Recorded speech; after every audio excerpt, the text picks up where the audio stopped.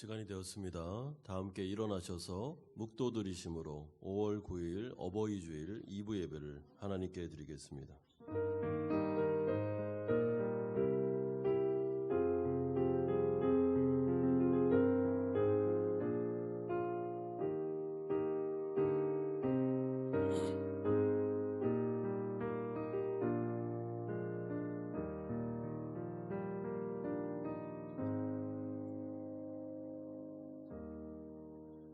내 부모를 공경하라. 그리하면 내 하나님 여호와가 내게 준 땅에서 내 생명이 길리라. 아멘. 거룩하신 아버지 하나님, 가정의 달을 맞이하여 특별히 오늘은 어버이 주일을 맞이하여 거룩하신 하나님의 존전에 앞에서 예배드릴 수 있도록 은혜 주신 것을 감사드립니다. 하나님, 오늘도 우리에게 말씀하여 주옵소서. 하나님의 통치를 받는 하나님 나라 백성들이 우리에게 맡겨주신 이 가정을 어떻게 이끌어가야 되는지를 알려주시고, 이 수많은 관계성 안에서 하나님 앞에 영적 예배를 드리는 우리 모두가 될 수 있도록 은혜 내려 주시옵소서.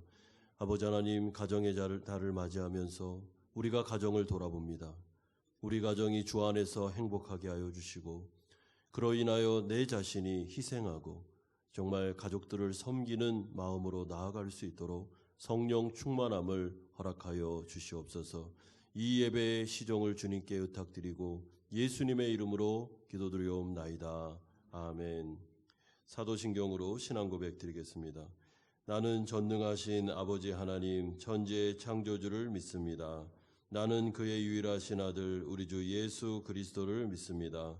그는 성령으로 잉태되어 동정녀 마리아에게서 나시고 본디오 빌라도에게 고난을 받아 십자가에 못 박혀 죽으시고 장사된 지 사흘 만에 죽은 자 가운데서 다시 살아나셨으며 하늘에 오르시어 전능하신 아버지 하나님 우편에 앉아 계시다가 거기로부터 살아있는 자와 죽은 자를 심판하러 오십니다. 나는 성령을 믿으며 거룩한 공교회와 성도의 교제와 죄를 용서받는 것과 몸의 부활과 영생을 믿습니다. 아멘. 다 함께 자리에 앉으셔서 559장 찬송 드리겠습니다.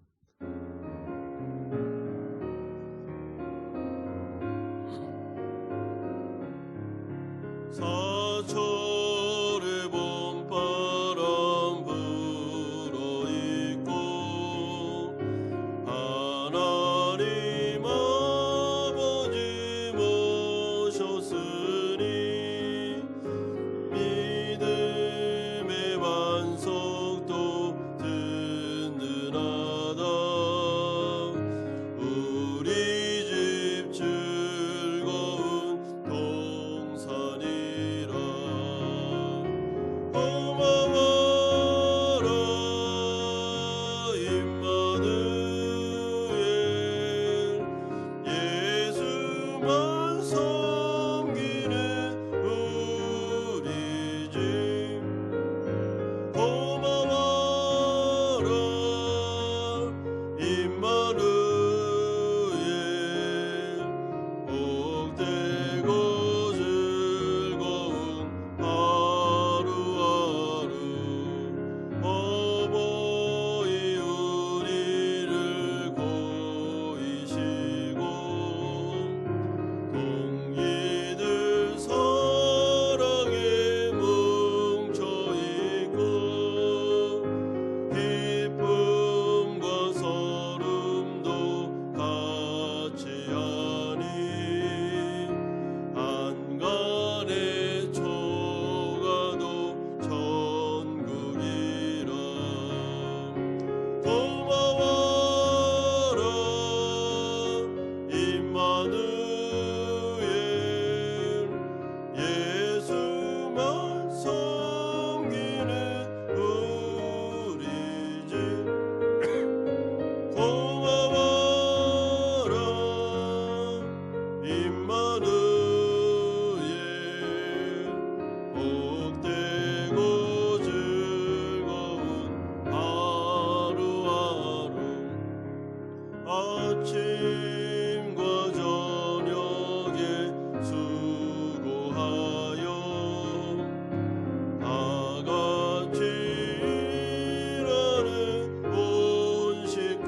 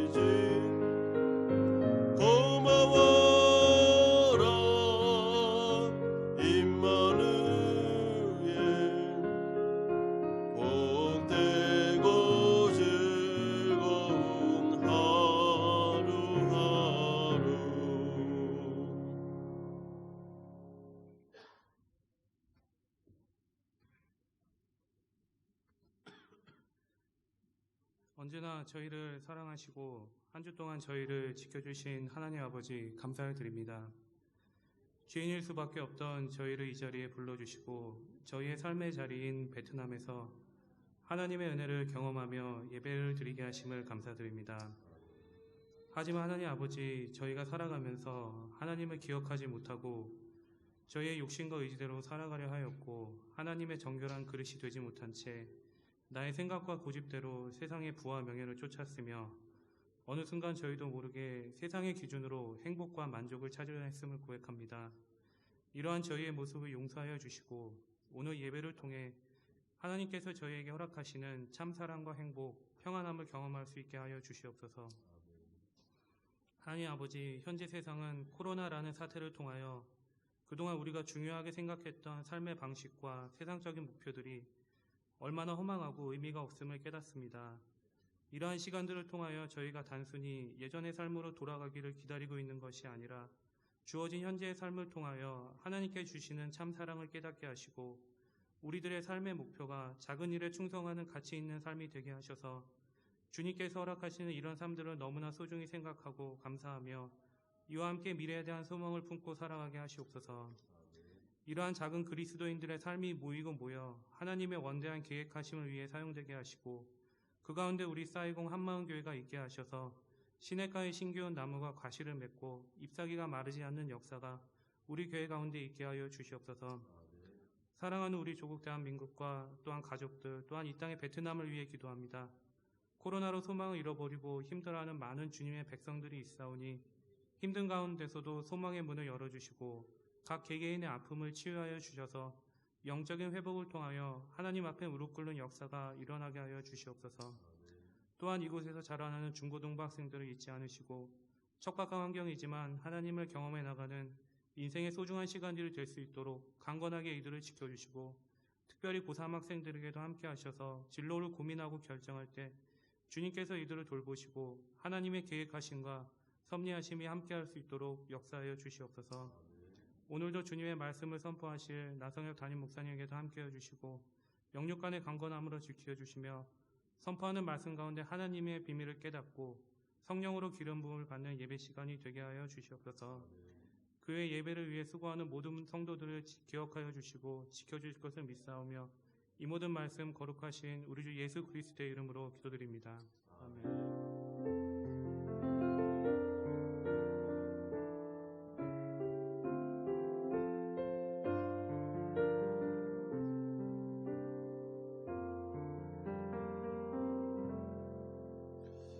오늘 우리에게 주시는 하나님의 말씀은 신약성경 골로새서 3장 18절에서 4장 1절까지의 말씀입니다.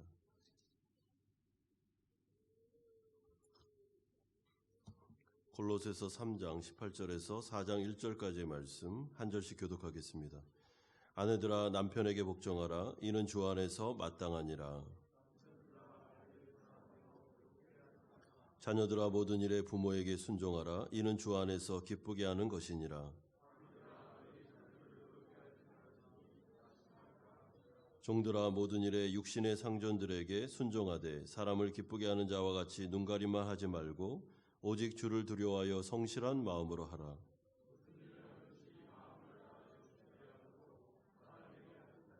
이는 기업의 상을 주께 받을 줄 아나니 너희는 주 그리스도를 섬기느니라.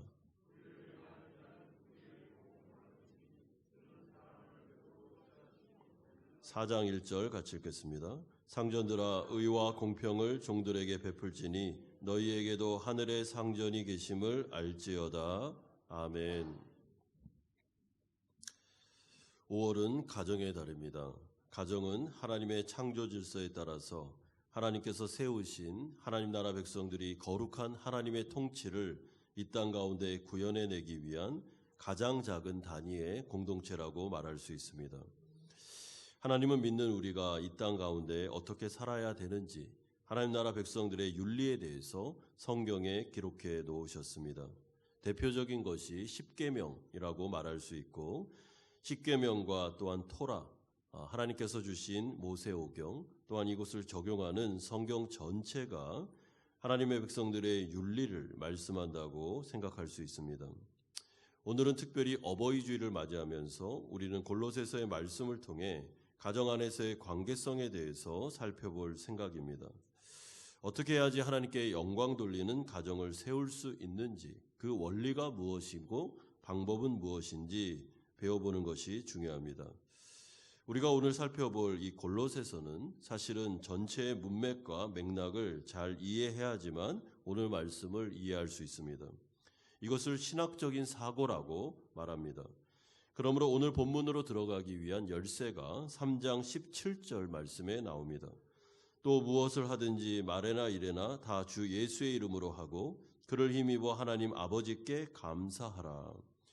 여기서 주 예수의 이름으로 하고 라는 뜻은 주님의 명예를 위해서 그의 명예를 드높이는 방식으로 살아가라 라는 것을 말하고, 하나님 아버지께 감사하라 라는 것은 모든 것에 있어서 하나님의 주권을 인정할 때 나오는 결과를 말합니다.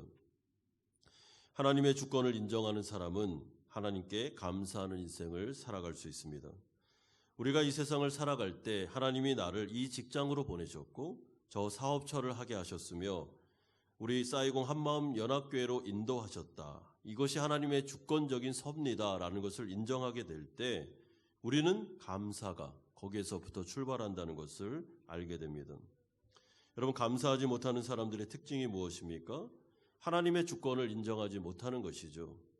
내가 실수해서 여기에 왔나 봐.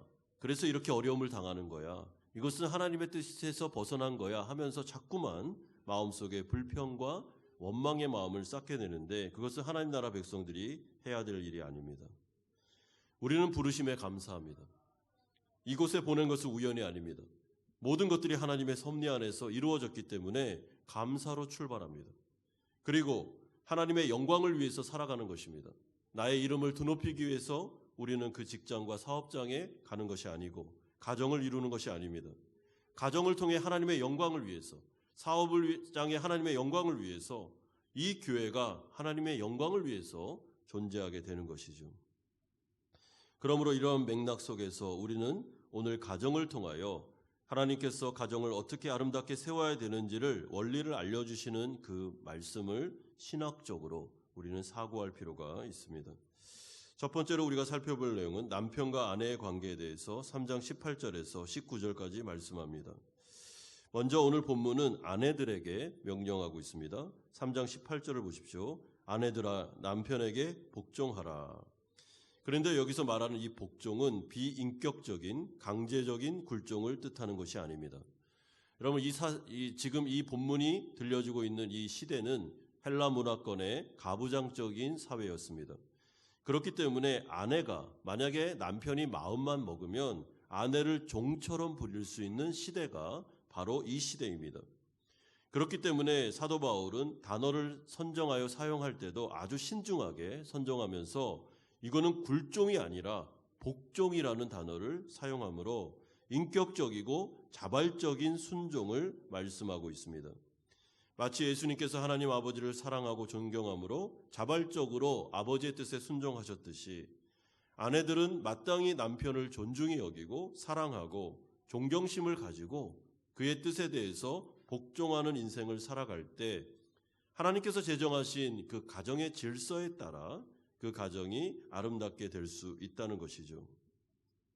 그러므로 이 복종은 굴종이 아니다라는 것을 기억할 때 기독교 세계관으로 볼 때 남자는 결코 여자보다 우월한 위치에 있지 않습니다. 남자와 여성은 다 동일한 위치에 있습니다. 그리고 동일한 신분을 가지고 있습니다. 따라서 여성이 남성들보다 좀 더 탁월한 부분이 있지만은 그럼에도 불구하고 질서상 가정 안에서 남편을 존중히 여기며 복종하는 자세로 나아가라 라고 말씀합니다. 아내들이 이렇게 해야 되는 이유가 무엇입니까? 이것이 바로 하나님이 정하신 가정의 질서이기 때문에 그렇습니다. 3장 18절 하반절 보시면 이는 주 안에서 마땅하니라. 여기서 마땅하다라는 말은 쉽게 말하면 옳다, 이게 옳은 거다라고 말합니다. 이게 의로운 거다라는 뜻이죠. 여러분, 하나님이 제정하셨습니다. 아내는 남편의 말에 복종하는 게 옳은 것입니다. 그러므로 남편에 대한 존경심을 가지고 있어야 됩니다. 그런데 마땅하다라는 말 앞에 주 안에서라는 전제가 포함되어 있습니다. 이것은 아내가 남편의 말에 복종할 때 한계가 있다는 것이죠. 다시 말해 주님의 말씀과 어긋날 때에는 아무리 그것이 남편의 말이라 할지라도 지혜롭게 그 말에 순종할 필요가 없다는 뜻입니다. 예컨대 어떤 믿지 않는 남편이 아내를 향해서 예배를 드리지 못하게 한다든지 교회를 못 나가게 한다든지 성경을 읽지 못하게 한다든지 아니면 분명히 이건 죄고 이건 분명히 악인데도 불구하고 아내에게 강요함으로 말미암아 그것에 순종하도록 만든다면 그것은 복종할 필요가 없는 것이죠. 왜냐하면 가정 안에 모든 인간들 위에 계시는 하나님이 가장 최종적인 결정권을 가지시는 우리 가정의 진짜 가장이시기 때문에 그 주님의 안에서 우리가 사랑하고 복종하는 것이지 그 주님의 뜻을 어긋날 때에는 여러분 지혜롭게 행동하셔야 됩니다. 그 부분에 대해서 분명히 노 하셔야 됩니다. 이거는 아닙니다. 여보, 이것은 아무리 당신이 내가 사랑하고 존경하지만 내가 그 말은 들을 수가 없습니다. 라고 해야 되는 것이죠. 그러므로 이것은 남편과 부딪히라 이런 말을 하는 게 아니고 지혜롭게 현명하게 그 하나님의 말씀에 어긋나고 있는 남편에 대해서 그거를 수정해주고 또한 그 말을 듣지 않으므로 나는 악의 편에 서지 않는다. 나는 하나님을 사랑하고 존경하는 편에 서겠다라는 메시지를 분명하게 들려주라는 것입니다. 그러나 남편이 하나님의 말씀에 따라 모든 것들을 합당하게 요구하고 말해준다면 아내는 당연히 남편을 존중히 여김으로 그의 말에 복종하는 것이 하나님의 질서에 합당한 것입니다. 그러면서 남편들에게 이제 권면합니다. 19절에 남편들아 아내를 사랑하며 괴롭게 하지 말라. 여기서 사랑하라라는 단어는 에베소서에 언급하고 있는 그리스도가 교회를 사랑하듯이 사랑하라는 헤세드의 사랑을 말합니다. 에베소서 5장 25절은 이렇게 말씀합니다. 남편들아 아내 사랑하기를 그리스도께서 교회를 사랑하시고 그 교회를 위하여 자신을 주심같이 하라. 이것은 십자가의 희생의 사랑을 염두에 두고 하는 말이죠.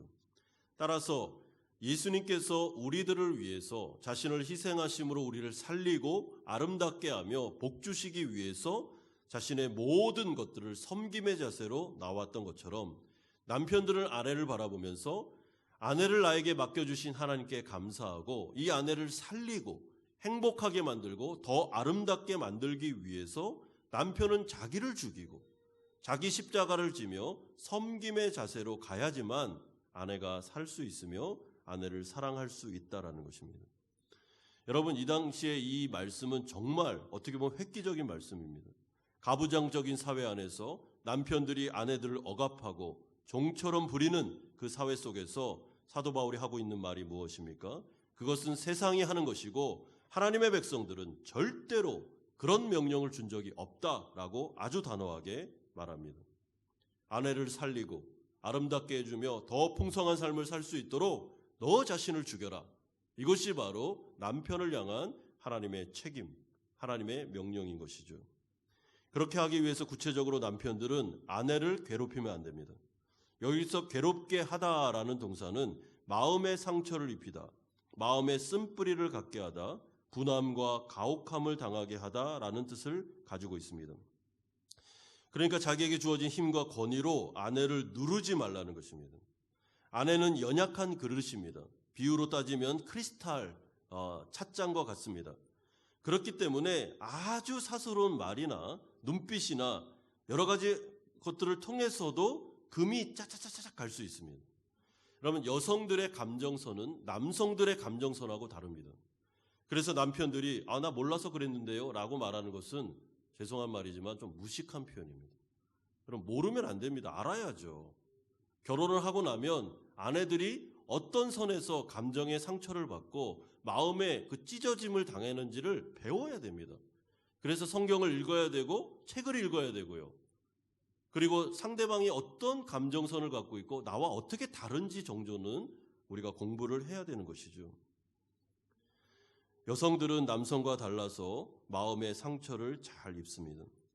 그래서 남편들이 볼 때 왜 이 정도 가지고 저럴까라고 생각하시면 안 됩니다. 그 정도 가지고 아픔을 겪는다는 것입니다. 연약한 그릇이기 때문에 그렇습니다. 그러면 남편들은 구체적으로 아내를 어떻게 괴롭히면 안 됩니까? 여러분 예를 들어 보겠습니다. 무관심. 이것이 굉장히 아내에게는 서운하고 어려운 문제입니다. 회사 일이 바쁘다고 해서 무관심하고 회사에 빠져 살고 그래서 전화도 안 하고 안부도 물어보지 않고 어떤 대화를 좀 하고 싶은데도 시간 없다 말하고 하는 그 무관심, 그리고 그것을 이해해달라고 말하는 그 자체가 아내를 괴롭힐 수 있는 것이죠. 그럼 무관심하시면 안 됩니다. 우리가 무관심하려고 결혼한 게 아니지 않습니까? 아내를 배려하고 얘기를 들어주고 그리고 좀 일찍 퇴근해서 아내와 같이 식사를 하면서 오늘 하루 어떻게 지냈는지 좀 알아보고 마음을 헤아려 주는 것이 중요한 것이죠. 말 한마디라도 마음을 헤아려 주는 말이 마음의 위로와 회복을 주는 것입니다. 그렇지 않을 때 대화하고 싶지만 그리고 자녀의 문제를 가지고 상의하고 싶지만 무관심하고 그건 알아서 해 하면서 밖으로만 돌아다닐 때 아내는 마음속에 심한 상처를 받게 됩니다. 그리고 폭력적인 언어나 비인격적인 행동들, 이런 모든 것들은 아내의 마음을 상하게 하고 분노하게 만들며 쓴뿌리가 되게 되는 것이죠. 그래서 남편들은 아내의 마음속에 자꾸만 쓴뿌리가 생기지 않도록, 이게 한이 되지 않도록 조심하셔야 됩니다. 왜냐하면 연약한 그릇이기 때문에 이게 자꾸 쌓이면 우울증이 옵니다. 마음이 괴롭습니다. 그래서 이렇게 행복하지가 않습니다. 참 우울하고 괴롭고 이걸 어떻게 버텨야 되나라는 생각이 듭니다. 돈만 벌어다 주면 다 가장의 역할, 남편의 역할을 해주는 게 아닙니다. 마음의 병이 들지 않도록 해야 됩니다. 특별히 우리가 타국 땅에 살고 있는데 이 타국 땅에는 고국을 벗어났기 때문에 의지할 사람이 별로 없습니다. 그래서 여성들 가운데 이 우울증과 외로움을 겪는 분들이 상당수 계십니다. 여러분 이 문제를 어떻게 해야 되겠습니까? 우리가 결혼한 연약한 그릇인 아내를 남편들은 돌보라고 말하고 있습니다. 여러분 우리 아내도 제 아내도 그런 이야기를 하는데 내가 원하는 것은 당신의 마음이다 이런 얘기를 자주 합니다. 그럼 남성들은 그게 좀 어렵습니다. 그게 뭐지? 마음을 원한다는 게 뭘까? 그래서 뭐 밥 한 끼 사주고 식사하면 되는 거 아닐까 이렇게 말하는데 이렇게 한 20년 넘게 살아보니까 진짜 중요한 게 그 마음을 나누는 것.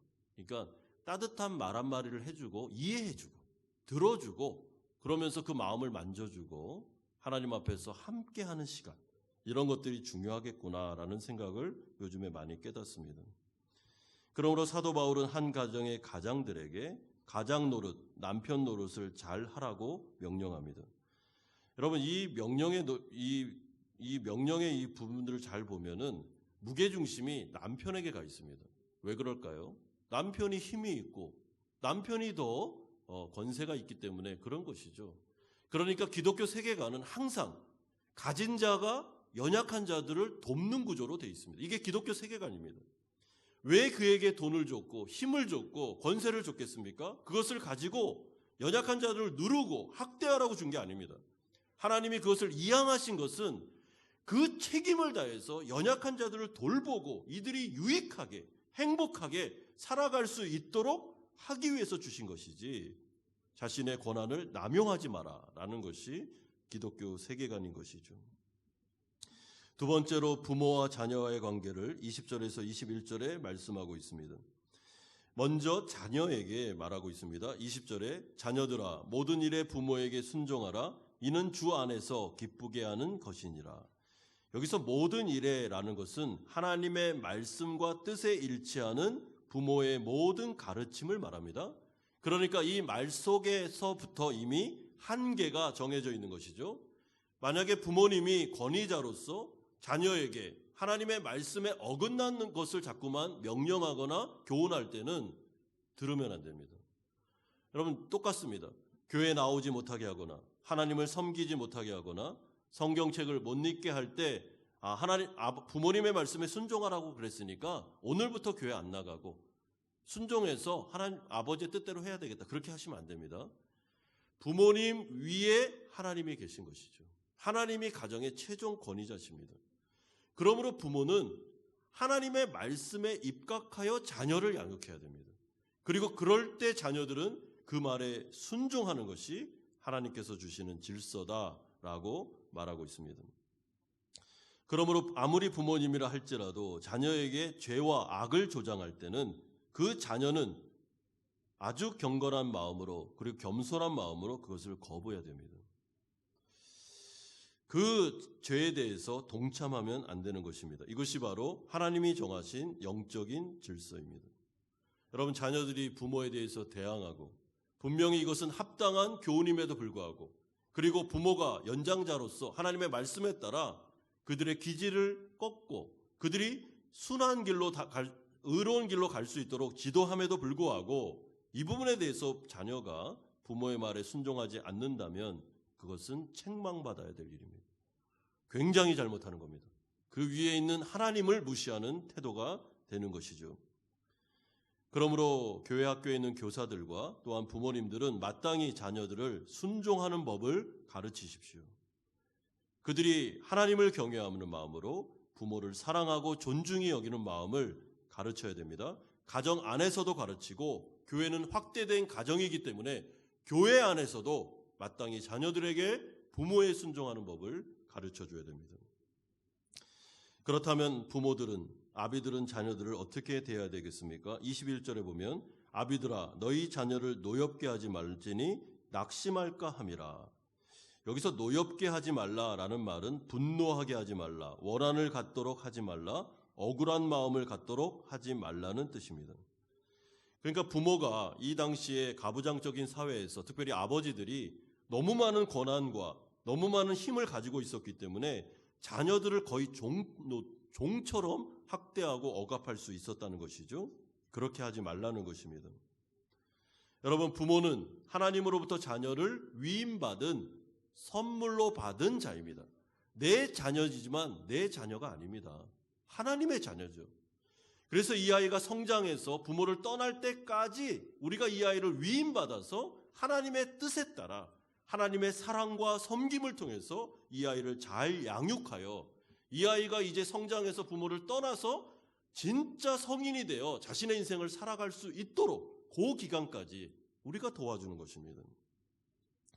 그런데 만약에 부모가 자신의 권한과 힘을 가지고 자녀들을 자기 마음대로 움직이며 그렇게 양육할 때 자녀들의 마음속에는 노여움이 생기게 되는 것이죠. 예를 들어 보겠습니다. 많은 부모가 자신의 뜻과 야망에 따라 자녀들을 억지로 자신의 뜻에 끼워 맞추려고 무리하게 아이들을 다루는 경우들이 있습니다. 예컨대 자녀들은 하기 싫은데 자신이 못 이룬 꿈과 야망을 위해서 진로를 결정해 주는 것입니다. 그리고 너는 이 진로를 해야 돼. 그리고 여기에 맞춰. 이게 너가 행복한 길이야 라고 이야기해 주는 것이죠. 상의도 없이. 이 아이와 어떤 의견 교환도 없이 그렇게 막 밀어붙이는 것입니다. 그리고 따라오지 않으면 막말을 하거나 아니면 쌍욕을 하거나 이런 비인격적으로 대하는 부모들이 있습니다. 그럼 놀라운 점이 뭐냐면 제가 이 청소년 사역을 할 때 부모들이 가정 안에서 아이들에게 쌍욕을 합니다. 여러분, 그렇게 하면 안 됩니다. 그거는. 어떻게 그렇게 할 수 있습니까? 그 인격에 대해서. 아무리 자기가 화가 나고 그런다 할지라도 자제해야죠. 그리고 사랑의 매를 대야지 분노를 이기지 못해서 더 심하게 아이를 때리고 학대하는 경우들이 있습니다. 그러면 아이들의 마음속에 화가, 분노가 생기게 됩니다.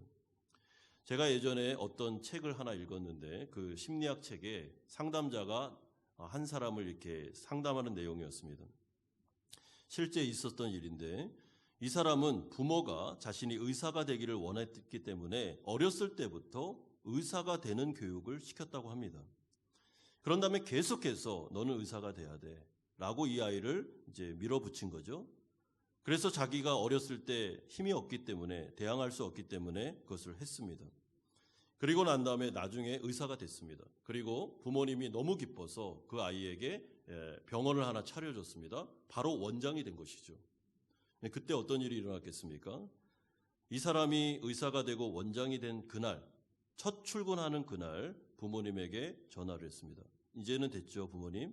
제가 당신의 뜻을 이루어 드렸습니다. 그리고 난 다음에 바로 사표를 내고 자기가 하고 싶었던 미술, 화가가 되기 위해서 병원을 접고 다른 길을 선택하게 되었습니다. 여태까지 이 사람이 살았던 인생은 자기 인생이 아니었습니다. 부모의 인생이었죠. 그러니 얼마나 힘들었겠습니까? 그때까지 참았습니다.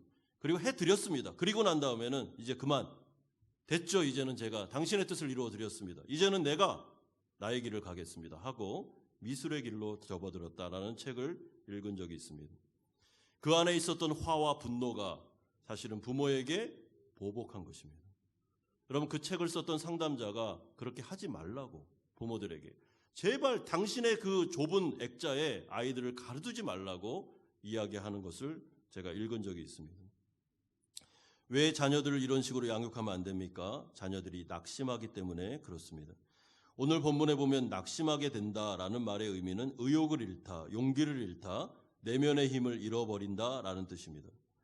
이런 식으로 부모의 억압적인 비인격적인 양육을 받으면 아이들이 성장을 못합니다. 자존감이 낮아지고 우울감이 심해지고 내면에 힘이 없습니다. 그래서 자꾸만 뭔가를 할 때도 주저주저 하면서 자신감이 별로 없어요. 그럼 내면의 이 자아상이 별로 안 좋기 때문에 굉장히 인생을 어렵게 삽니다. 그리고 이게 더 심해지면 성인 아이가 되는 것이죠. 몸은 성인인데 마음에는 어린아이가 있는 것입니다. 그래서 자신의 옆에 있는 사람을 그렇게 힘들게 만드는 것입니다. 왜 그렇습니까? 부모가 자기가 어렸을 때 그 사랑받고 지지받고 그리고 부모로부터 와야 되는 그 양육을 못 받았기 때문에, 누군가에게 지지를 못 받았기 때문에 계속 마음속에는 인정받고 싶은 욕구와 다른 사람으로부터 칭찬받고 싶은 욕구에 시달리기 때문에 인생이 고달프고 어려운 것이죠. 이것을 바로 성인 아이다라고 말합니다. 여러분, 자녀들이 낙심하게 하지 마라, 자녀들을 괴롭게 하지 마라 라고 말하는 이유는 그 아이들이 잘 자라서 나중에 성인이 돼서 하나님의 영광을 위해서 자라가야 되지 않겠습니까? 그러기 위해서는 내가 그 나이 때 해줘야 될 사랑을 충분히 해주고 지지를 충분히 해주고, 네가 하나님 앞에서 찾은 그 비전에 대해서 나는 지지하며 너는 그것을 위해서 나아가면 된다라고 했을 때, 이 아이가 받은 그 사랑과 교육을 통해서 그 아이가 성장하여 부모를 떠나도 아무런 두려움이 없이 자신의 인생을 책임지면서 살아갈 수 있게 되는 것이죠. 이것이 부모가 해야 될 일입니다.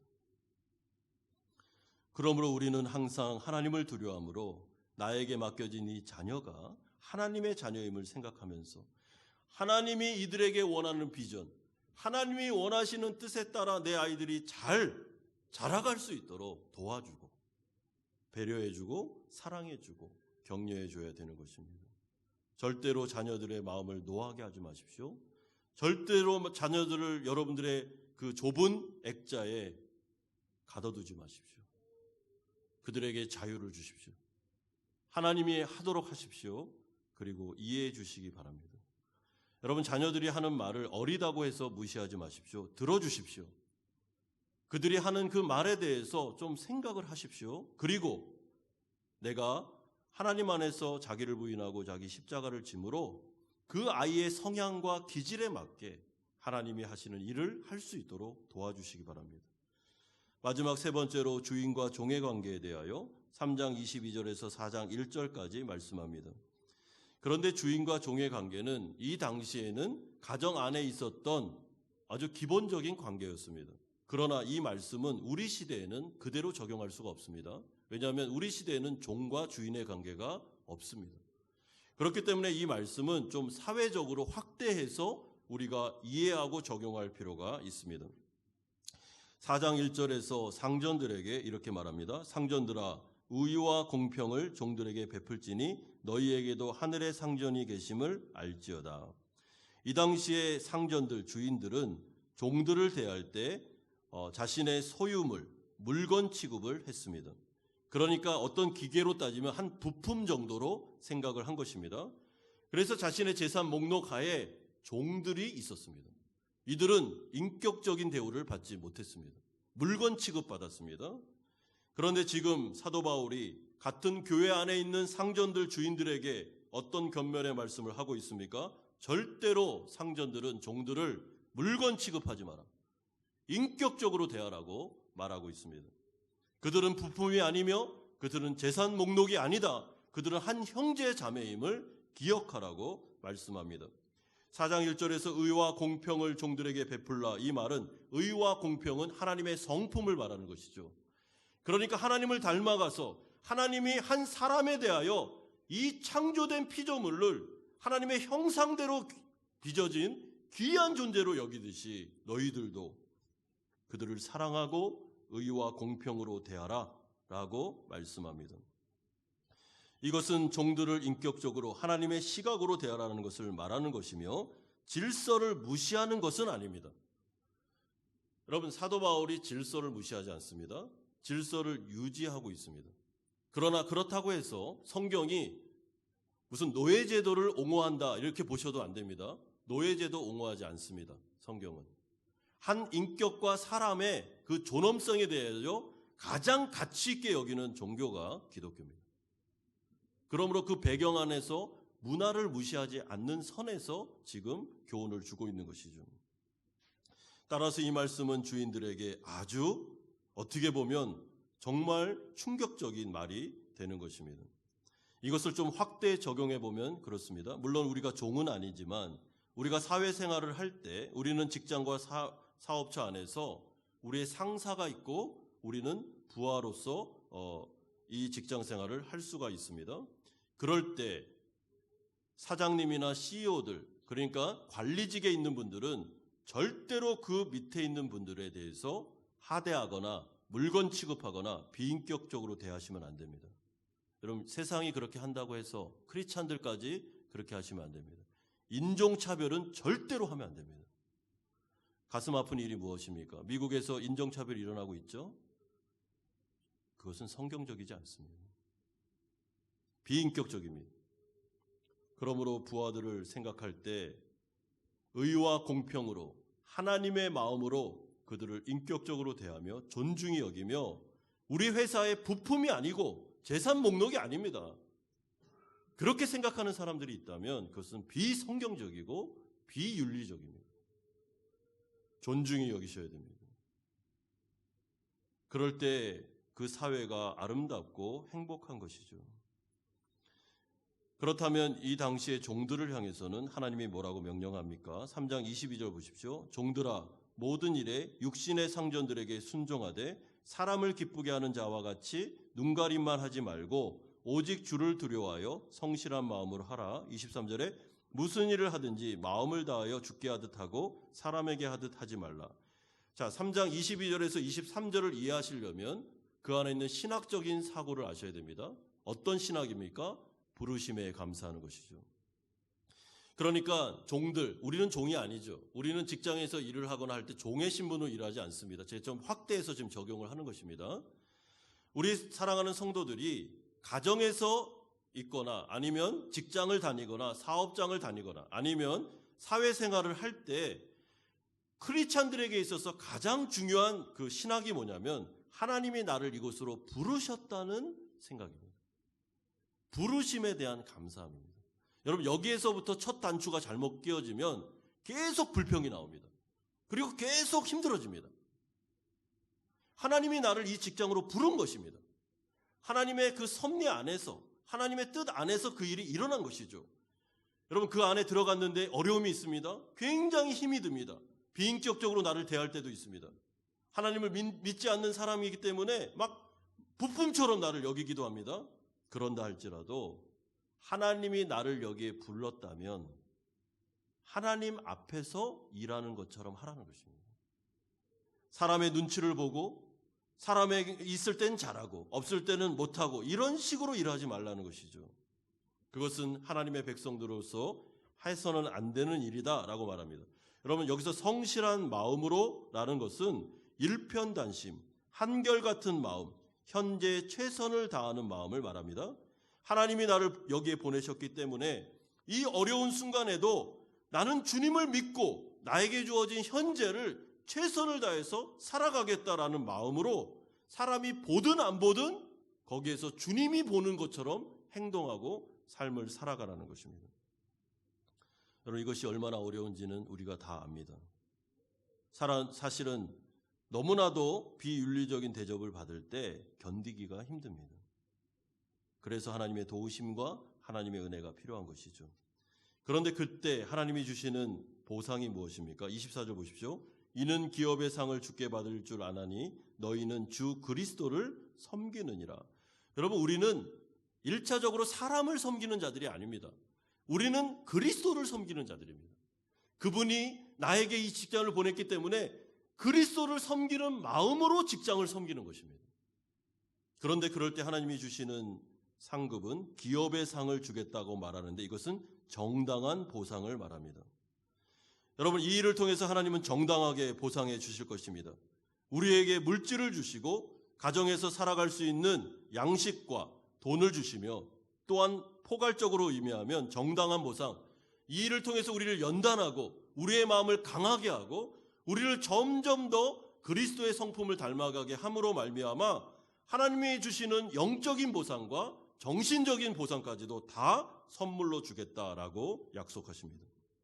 마치 요셉의 인생처럼 요셉이 보디발의 집에 들어가서 종로로 탈 때도 하나님 앞에서 최선을 다해서 믿음으로 그가 함으로 말미암아 거기에 가정총무가 되었던 것처럼 그가 죄수의 누명을 쓰고 감옥에 갇혔을 때에도 하나님이 나를 이 기간 동안에 나를 여기에 보내셨으며 하나님이 나와 함께 한다는 걸 인정하고 부르심에 따라 최선을 다해서 살았을 때 그가 애굽의 총리가 되었던 것처럼 하나님의 부르심을 인정하고 나에게 맡겨진 순간 속에서 최선을 다해 성실하게 사람에게 보듯 하지 않고 주님이 보는 것 같이 하면서 나의 일을 잘 살아갈 때 하나님은 그에게 물질의 복만 주시는 게 아니라 그의 마음을 연단시키고 그를 정서적으로 무장시키며 그리고 영적으로도 아주 하나님의 아들다운 모습으로 만들어서 나중에는 어떻게 됩니까?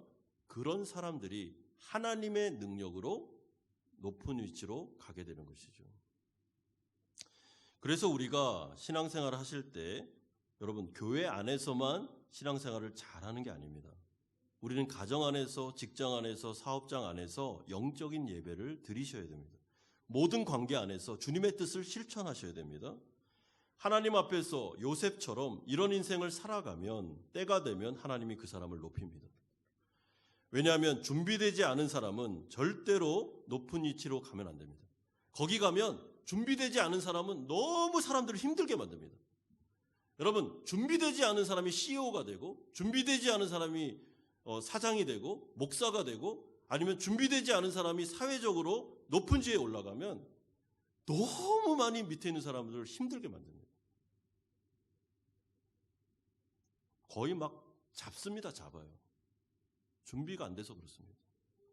여러분, 하나님께서 그 권위를 주시고 권세를 주신 이유는 그것 힘을 가지고 다른 사람을 누르고 자신의 야망을 성취하라고 준 게 아니고 책임을 지라고 그 힘과 권세를 가지고 연약한 성도들을, 연약한 사람들을 보듬어주고 잘해주고 이들이 행복하게 살아갈 수 있도록 해주라고 준 거지. 그것을 가지고 남용하고 하라고 준 게 아닙니다. 그런데 하나님이 우리를 높이 드실 때 우리가 낮은 위치에 있을 때 최선을 다하는 법을 배우셔야 됩니다. 거기서 주님께 하듯 하는 법을 배우셔야 됩니다. 거기서 연단되고 훈련되고 거기서 나를 죽이고 하나님의 일을 하는 법을 배워놔야지만 때가 되어 하나님이 높여주셨을 때 거기서 타락하지 않고 하나님의 일들을 잘 감당하는 것이죠. 사랑하는 성도 여러분, 오늘 하나님께서 우리에게 주시는 이 말씀이 무엇입니까?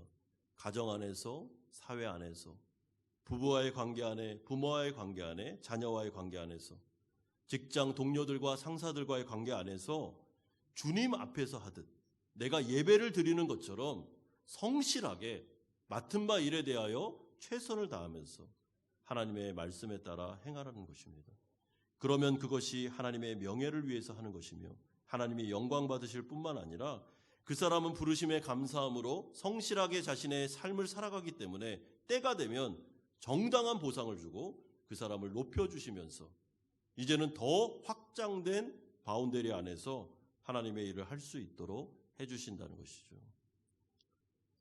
이 주님의 말씀과 명령을 잘 기억하시고 우리가 있는 처소 안에서, 위치 안에서 하나님을 두려워하는 마음으로 경건한 인생을 살아서 하나님께 영광 돌리시는 성도님들 다 되시기를 주님의 이름으로 축원드립니다.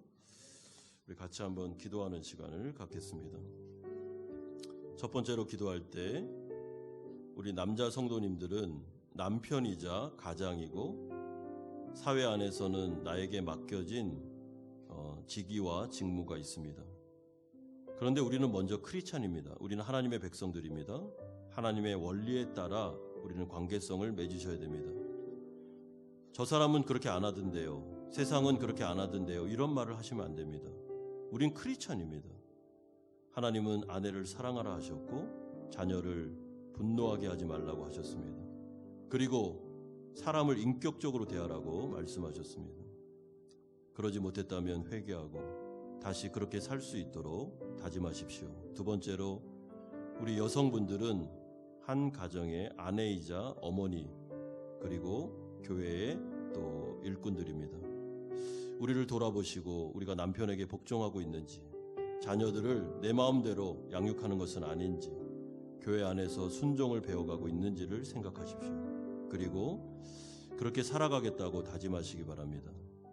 세 번째로 우리가 삶을 통하여 예배를 드리지 않으면 이 공적인 예배는 형식적인 예배가 될 수밖에 없습니다. 하나님의 이름을 위해서 하십시오. 사람에게 보듯하지 마십시오. 정말 하나님 앞에서 하듯이 살아가십시오. 그래서 하나님의 정당한 보상을 기대하십시오. 이 시간에 같이 한번 기도하겠습니다. 거룩하신 아버지 하나님 감사드립니다. 하나님, 오늘 하나님께서 우리 가운데 말씀하여 주셨습니다. 아버지 하나님, 우리를 불쌍히 여겨 주시옵소서. 하나님 아버지, 우리를 부르신 그곳이 하나님의 부름받은 곳이고 우리는 거기서 하나님의 뜻을 위해서, 영광을 위해서 살아가는 자들입니다. 아버지 하나님, 아버지로서, 남편으로서, 어머니로서, 아내로서, 자녀로서, 그리고 우리는 그 사회 안에서 나에게 맡겨진 직분에 따라 아버지 하나님, 우리가 섬기고 사랑하며 인격적으로 사람들을 대하는 자들임을 기억합니다. 주님 도와주셔서 우리를 불쌍히 여겨 주옵소서. 아버지 하나님, 다른 영혼들을 하대하거나 비인격적으로 대하지 않게 하시고, 그렇게 대했다면 용서해 주시고 크리스찬으로서 하나님의 빛과 소금의 역할을 잘 감당해내어 일상을 통하여 하나님께 영광 돌리는 삶을 살아가게 하시고, 그로 말미암아 공예배와 일상 예배가 하나됨으로 영적인 예배를 우리가 드릴 수 있도록 아버지께서 역사하여 주시옵소서. 우리에게 정당한 보상을 주시겠다고 하셨사오니 우리가 주님께 하듯 살아가게 하시고 우리의 미래를 주장하시는 하나님을 의지하게 하여 주옵소서. 주님 역사해 주시옵소서. 하나님, 성경 말씀을 통해서 우리가 가정 안에서, 직장 안에서, 사업장 안에서, 사회 안에서, 교회 안에서 어떻게 살아야 되는지를 분명히 말씀해 주셨습니다. 세상 사람들이 하는 것 따라가지 않게 해주시고 하나님의 원리에 따라 우리가 살아가서 하나님의 명예를 위하여 우리가 일상의 예배를 회복하게 하시고, 그래서 공적인 예배와 통합하여 온전한 예배를 드릴 수 있도록 은혜 내려 주시옵소서. 주님을 바라보며 죽게 하듯 성실히 살아가는 우리 사랑하는 성도들 축복해 주시고 이들에게 정당한 보상을 주시며 물질의 복과 연단의 복과 또한 하나님께서 나의 미래를 여실 때 내가 책임자의 위치에서 정말 주님의 영광을 살아갈 수 있는 훈련 과정의 복을 우리에게 내려 주옵소서. 감사드립니다. 예수님의 이름으로 기도드리옵나이다. 아멘.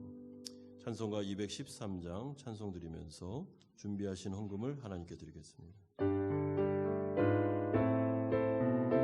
1절과 4절과 5절만 찬송합니다. 나의 생명 드리니 주여 받아주셔서 세상 살아갈 동안 찬송하게 하소서. 4절입니다. 나의 보아 드리니 주여 받아주셔서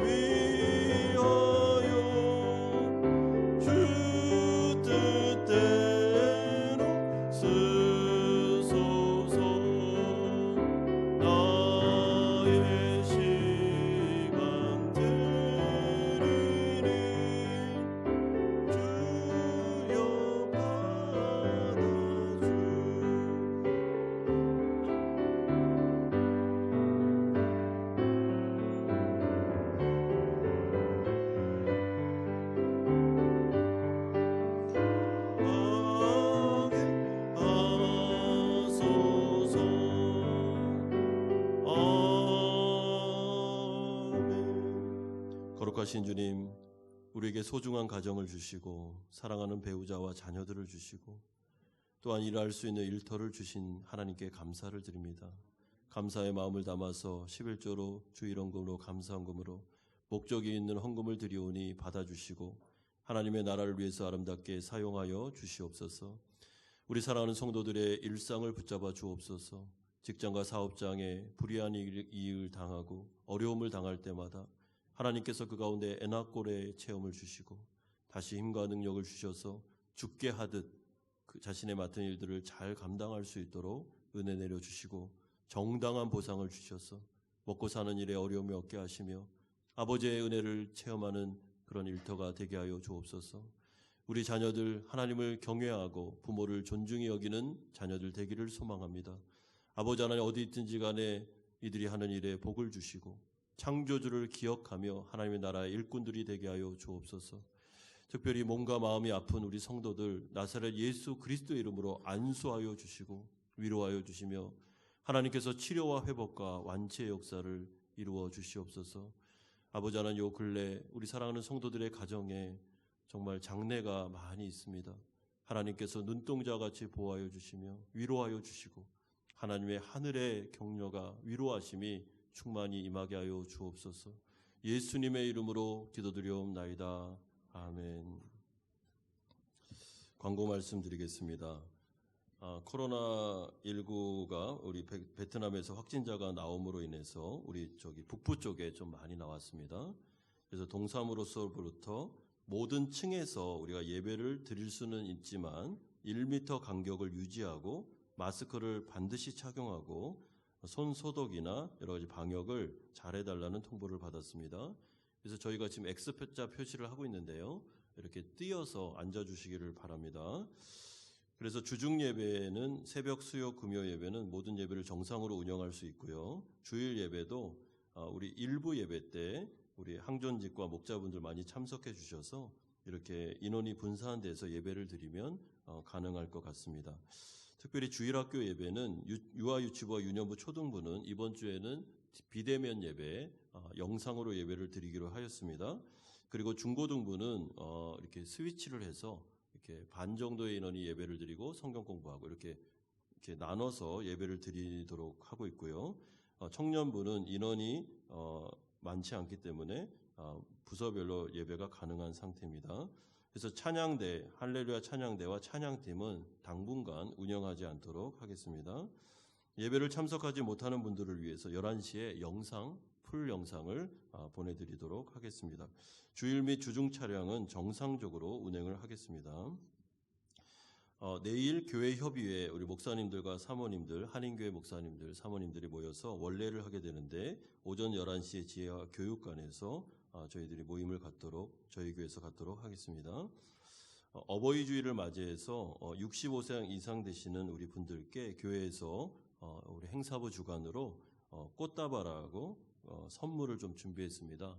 그래서 내가 65세 이상이라면 65세까지부터가 되는데요. 우리 잠시 자리에서 일어나 주시면은 우리 행사부에서 꽃과 선물을 드리도록 하겠습니다. 65세 이상 되시는 우리 분들 잠깐 좀 일어나 주십시오. 네.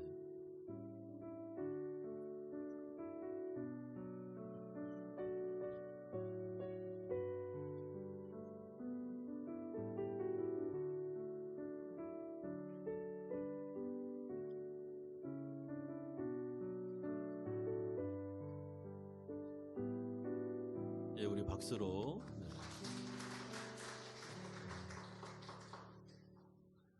감사합니다. 네, 자리에 앉아 주십시오. 네.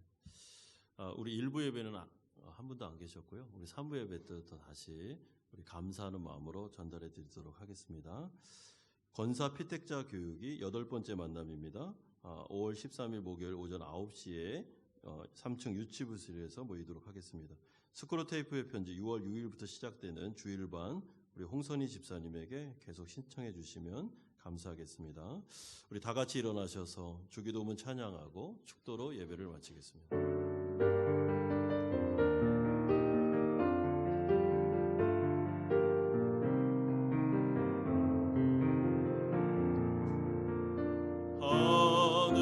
하늘에